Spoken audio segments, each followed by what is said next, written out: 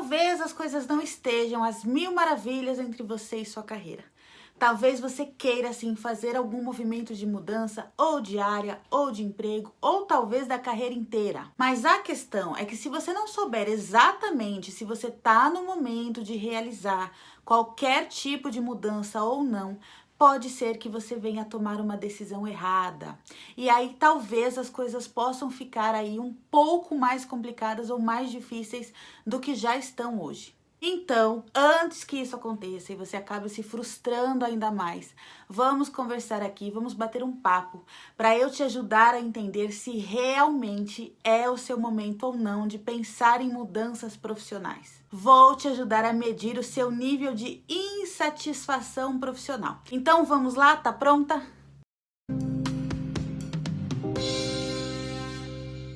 Eu sou a Thaís Campos, eu sou coach e consultora de carreira há 7 anos. Venho me propondo aí a ajudar mulheres insatisfeitas profissionalmente a descobrirem uma carreira que traga mais realização profissional. Normalmente a gente vai levando a nossa carreira, né? Até onde dá. A gente vai seguindo, mesmo que a gente não esteja 100% feliz. A gente acha que é assim mesmo, que faz parte, que o trabalho sempre vai ter coisa ruim, que a gente não gosta. Que essa coisa de ser feliz profissionalmente é uma utopia que inventaram para tirar o nosso sono. Eu também já pensei isso, eu também já vivi empurrando com a barriga, já fui deixando aí para ver no que dava. Fui simplesmente seguindo e aproveitando as oportunidades na minha vida profissional conforme elas iam aparecendo. O problema é que chega uma hora que a conta chega.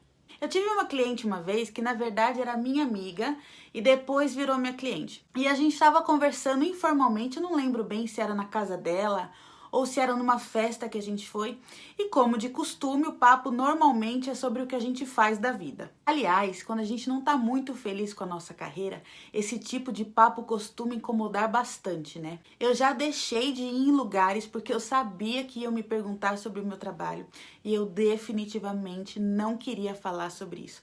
Mas enfim, isso aí é um outro papo. E eu tava conversando com a minha amiga, né? E como no meu trabalho eu costumo sempre fazer muitas perguntas para ajudar as pessoas a refletirem e acharem mais respostas, na minha vida pessoal, na minha vida social, eu não consigo ser diferente. Então eu fiz ali meia dúzia de perguntas para ela. Aí ela virou para mim e falou: Thaís, a minha carreira tá uma merda. E eu nem tinha me dado conta disso. A princípio, ela não ficou muito contente com essa descoberta, não. Mas quando a gente finalizou o trabalho de consultoria de carreira e ela pôde efetivamente fazer uma transição de carreira, aí sim, aí ela ficou feliz realmente. Mas o que eu quero te dizer é que às vezes a gente nem percebe como a nossa carreira vai mal. A gente se acostuma com o ruim, se conforma e segue aí levando. E o problema dessa realidade é: a gente merece mais da vida do que uma vida mais ou menos, né? A gente não nasceu nessa vida simplesmente para ir levando as coisas. 2, uma hora a conta chega. E quanto mais você ignora os sinais de insatisfação, maior será a sua frustração e o seu incômodo no final das contas. Não tem como fugir. Quer dizer, tem sim, é sobre isso que a gente vai falar aqui nesse vídeo. Mas talvez você ainda esteja pensando que você vai deixar quieto, que você vai deixar sua carreira desse jeito mesmo, que você vai pensar em eventuais mudanças só o mês que vem, semana que vem, ano que vem, que vai esperar aquela promoção que foi prometida, que vai dar mais uma chance para o seu chefe, ou sei lá quantos outros tipos de coisas estejam passando pela sua cabeça agora, que estejam te mantendo exatamente onde você está, imóvel, paralisada e sem nenhum poder de ação. Um dos grandes problemas da gente aceitar uma realidade mais ou menos, um emprego mais ou menos, um salário mais ou menos, é que com o passar dos anos essa mediocridade nos pega de jeito. A gente começa em algum momento até a duvidar de nós mesmas, da nossa capacidade, do nosso merecimento. Chega uma hora que a gente não consegue nem mais enxergar a boa profissional que somos. E quanto mais essa visão negativa e distorcida toma conta da gente, mais difícil fica da gente tomar decisões de mudança.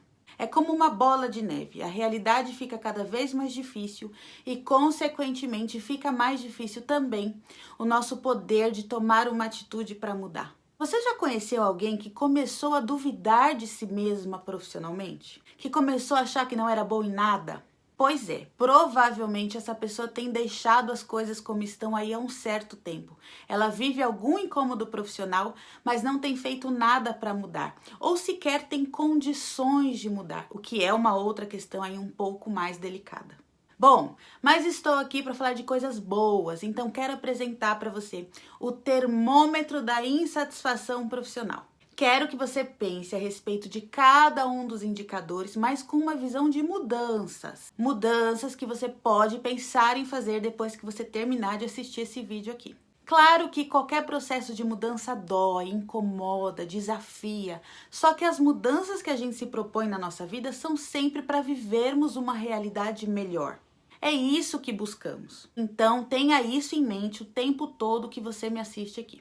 E antes da gente começar, eu preciso te dizer que nem toda necessidade de mudar de carreira é fruto da insatisfação com a atividade desempenhada. Ela também ocorre pela falta de oportunidades na área, baixa remuneração, divergências dos seus valores com o da empresa em que trabalha e muitos outros motivos possíveis. Você deve investigar a fundo os motivos. Antes de fazer qualquer movimento para mudança, você precisa saber com propriedade qual é o problema, qual é a situação atual.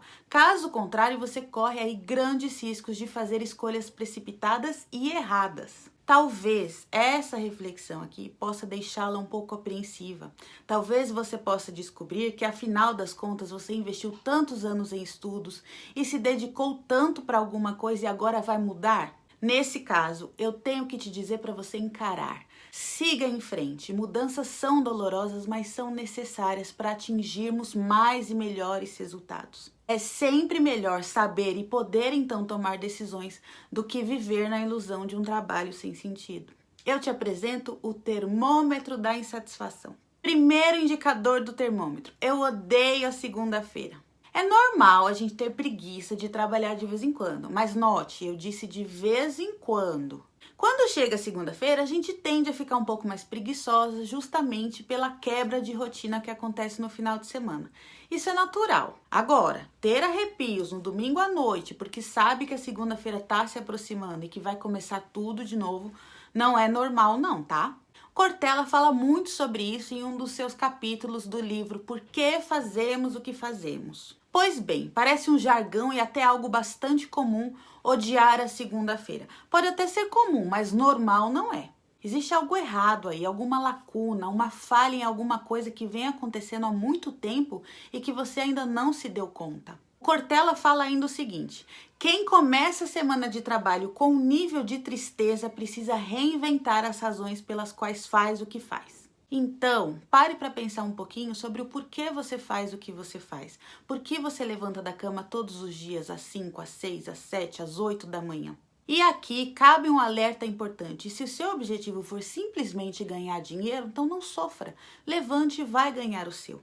Porém, se o que você deseja é se reconhecer em alguma coisa que você faz, se realizar, ter uma boa percepção autoral, esse é o trabalho ou o lugar errado. Não é possível que alguém que sofre tanto com a chegada de toda segunda-feira seja alguém que esteja simplesmente cansado.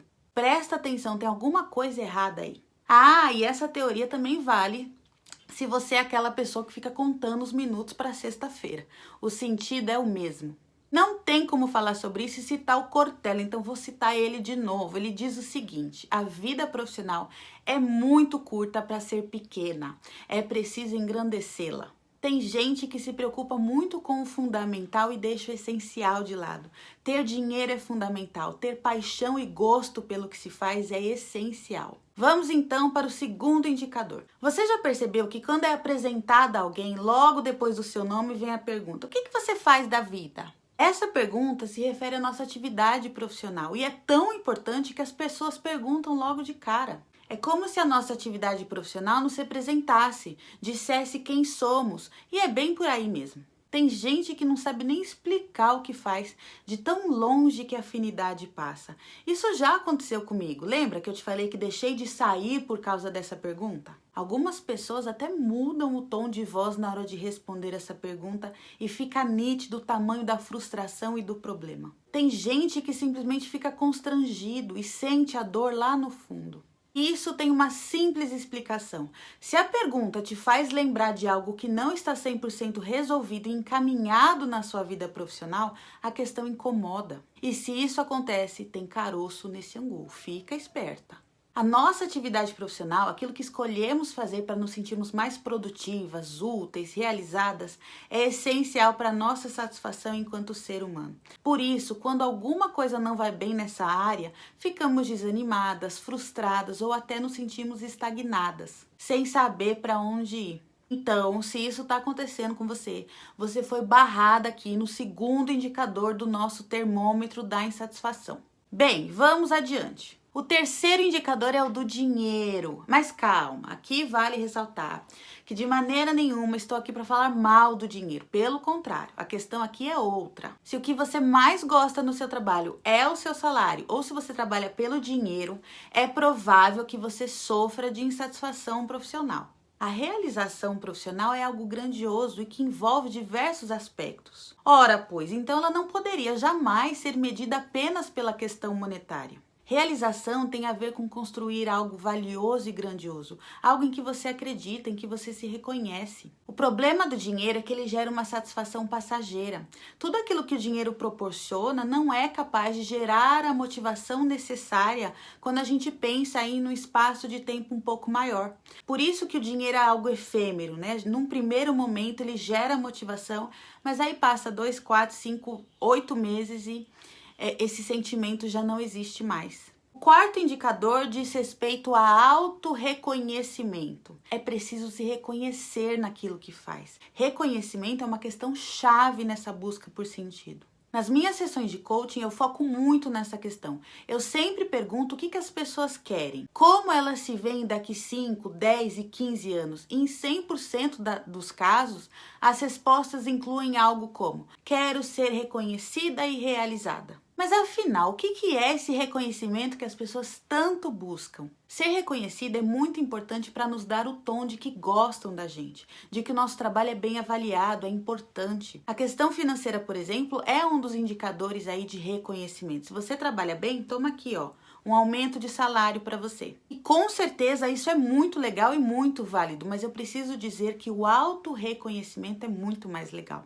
Se reconhecer é saber que você é bom naquilo. É ter um sentimento de orgulho quando você pensa naquilo que você faz. Mais ainda, quando você explica para os outros a sua atividade profissional. É saber que você é bom naquilo que você escolheu fazer. Então, o autorreconhecimento é o caminho para o reconhecimento dos outros. Parece algo óbvio, mas não é tanto assim. Se você não se reconhecer, quem vai? Então eu te pergunto aí, como é que você está em relação a esse quarto indicador do termômetro? Você é capaz de se reconhecer no seu trabalho?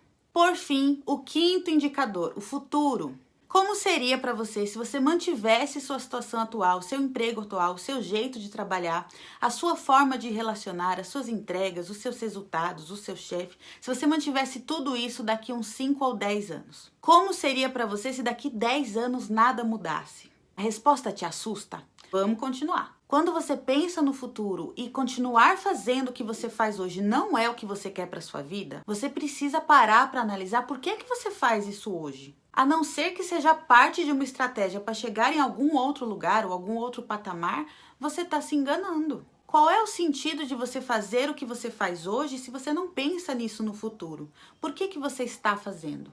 Trabalhar com essa visão de futuro é função de todo coach que se preza. E isso não é à toa, não. Parece muito uma pergunta de entrevista de emprego, né? Como você se vê daqui 5 ou 10 anos? Mas, na verdade, o que o entrevistador e o coach querem é fazer você projetar o seu futuro. É saber se você sabe quais são os seus anseios, o que você quer daqui para frente. Se você sabe onde, como e quando quer chegar. Se você não tem resposta para essa pergunta, é hora de tirar aí uns minutos para refletir. Claro, como sempre, aqui vão algumas perguntinhas para te ajudar. Se você não precisasse de dinheiro para viver, qual atividade ou ocupação você teria ou faria? E aqui não é para responder que você ficaria de férias viajando para sempre.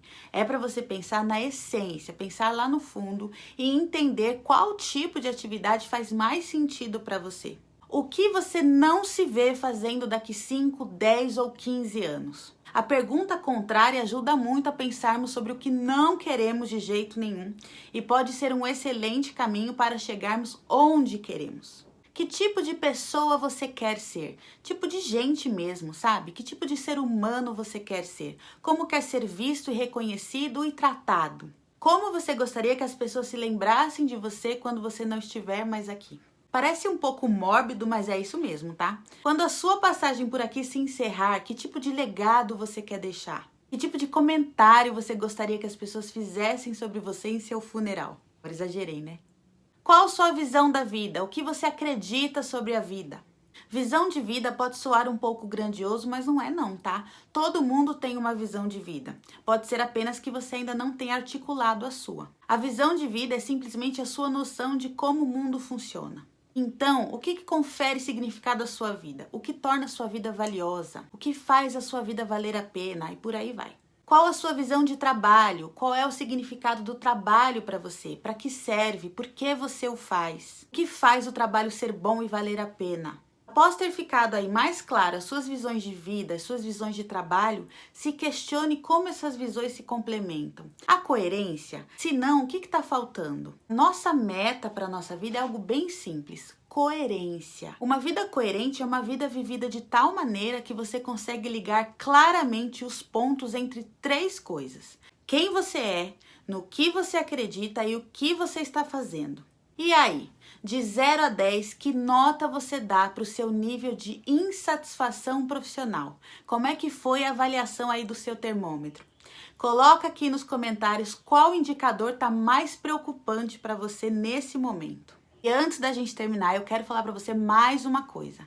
A gente passa tempo demais no nosso trabalho. Ele representa quem nós somos. Ele é uma grande parte da nossa vida e parte importante. Não dá pra gente simplesmente ir levando, não dá pra ficar empurrando com a barriga, fingindo que tá tudo bem e acreditando nas desculpas e nas historinhas que a gente conta pra gente mesma. Eu espero que esse vídeo te traga grandes insights para possíveis mudanças. Um grande beijo e nos vemos no próximo vídeo.